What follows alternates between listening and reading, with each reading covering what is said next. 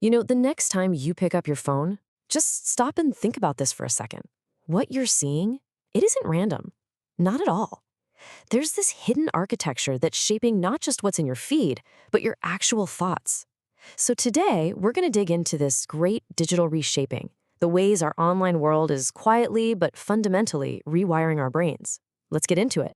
So let's just kick things off with a big question. When you're scrolling, who is really in charge? I mean, who's designing what you see, what you click on, and maybe even what you end up feeling? Well, the answer is a lot more deliberate than you probably think. Come on, we've all been there, right? You plan to check your phone for just a minute, and suddenly an hour has vanished into this black hole of scrolling. But what if I told you that's not some failure of your self-control? It's not a bug, it's a feature. The system is working exactly as it was designed to. It's engineered to keep you hooked. So let's pull back that curtain. Okay, to really understand the design, you have to follow the money. We need to look at the business model. We're about to meet the invisible architect of our digital lives and uncover a really simple but powerful truth. Your attention, it's a product, and it's being bought and sold every single day. It all boils down to this idea called the attention economy. I mean, think about it. There are only so many hours in a day. Your time, your focus, that's a limited resource. It's scarce. And in the digital world, you've got dozens of giant companies in this all-out war to capture as much of your attention as they can. Why? Because your eyeballs are literally how they get paid. And their business model? It's surprisingly simple, really. It's just a 3-step playbook. Step 1, engage you. Keep you on their app or website for as long as humanly possible.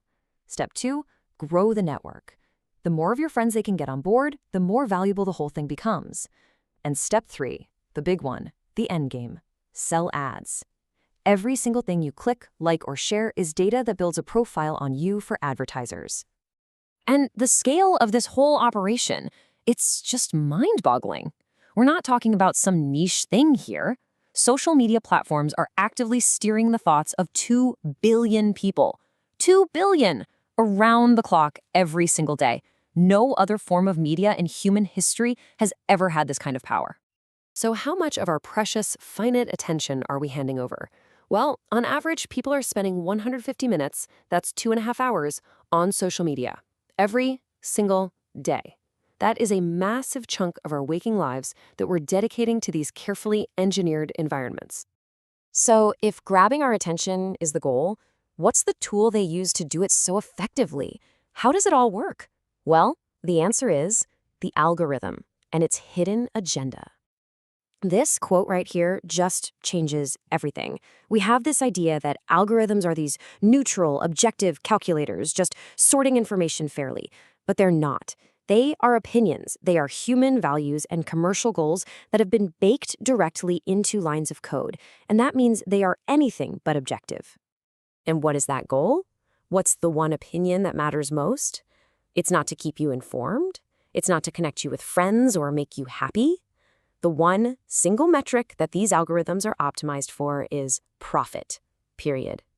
Every decision it makes about what to show you next is all in service of that bottom line. And this is where what we think we're getting and what we actually get totally part ways. You might think you just want a simple feed that shows you things in order. But an algorithm that's chasing profit learns really, really fast that what actually grabs and holds our attention isn't balance or information. It's provocation. It's the stuff that gets a strong emotional reaction out of us. And hey, don't just take my word for it. There's data that backs this up. Research shows that content using moral or emotional language gets a huge boost in engagement. We're talking as much as 24% more. So the algorithm sees this, it learns it, and it starts pushing the most emotionally charged stuff to the top of your feed because it knows that's what's going to keep you glued to that screen. All right, so we've looked at the business model and we've looked at the method. But what's the actual real-world consequence for us, for our minds? This is where it gets really personal. We're about to talk about your brain on digital overload. So here's the fundamental problem.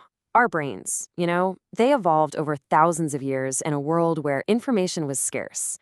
They were just never built to handle the constant 24/7 high-speed flood of digital stuff we're hit with today.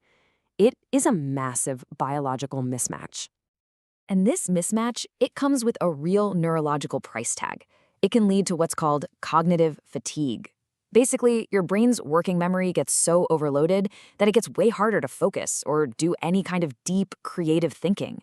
It messes up our sleep because the blue light from all our screens throws our natural body clock out of whack. And yeah, studies are now directly linking more screen time to things like irritability, anxiety, and even depression. So the next time you feel that digital burnout, that frazzled, scattered feeling, ask yourself this. Is that just a feeling? Or is it maybe a warning light on your dashboard, signaling a fundamental shift in your neural health that's a direct result of the world we're all living in? So, where does all this go from here? Well, the relationship between our minds and our machines is only getting closer, more intimate. Let's take a quick look at what's just over the horizon. The next big jump is actually already happening. It goes way beyond just tracking what you click and like. If today's goal is to shape our behavior, the next frontier is to literally read our neurological signals directly from our brains. And there's this whole new wave of tools making it possible. We're talking about AI that can analyze brain scans with unbelievable precision, or wearable monitors that can track your neurological symptoms in real time. And then you have the big one, brain-computer interfaces, BCIs, which are creating this direct, unprecedented link between our biology and our technology. And this brings us back around to a final, absolutely critical question. We started this whole thing by asking who designs your digital reality. But as technology evolves beyond just shaping our thoughts to actually reading them, the question becomes, who then will be writing the script for our minds?